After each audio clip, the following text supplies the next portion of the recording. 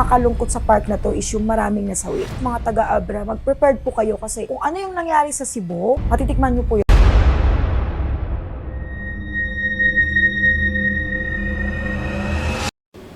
Hello po mga ka-PTV, sa video na ito ay tatalakayin natin ang masasamang pangitain sa isang lugar na ito ayon sa mga visions ni Madam Rudy Balvin.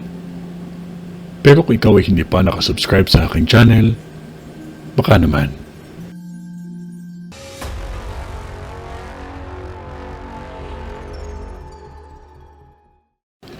May isang malakas na bagyo na hahambalos sa probinsyang ito. Maraming pagguho akong nakikita, lalo na sa pagguho ng dalawang tulay. Kilalang tulay ang mga ito. May nakikita akong magagandang kulay at isa dito ay may sa tubig akong nakikita.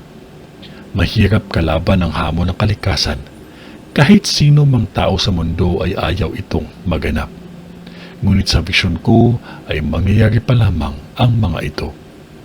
Hindi birong bagyo ang mararanasan ninyo dahil sa vision ko, matinding pinsala ang dulot nito. Dalawang malakas na lindol akong nakikita na mangyayari sa lugar na ito at pareho itong malakas dahil ramdam ninyo ang lakas ng pagyanig at makikita ninyo ang mga pinsala at maririnig ang bawat hiyaw ng mga tao sa paligid. Lindol na kung saan matagal na panahon hindi nagpaparamdam sa kasaysayan ng lugar ninyo. May nakikita akong isang niyugan na nahati ang lupa sa lakas ng yanig. Uulitin ko, ang nakikita ko sa vision ko ay malakas na lindol. Sa tagal na panahon na pananahimik ang malakas na lindol sa kasaysayan ninyo ay nagparamdam na ito muli. Maging handa lamang dahil malakas ito. May nakikita ako sa vision ko na dalawang bagyo na mangyayari pa lamang.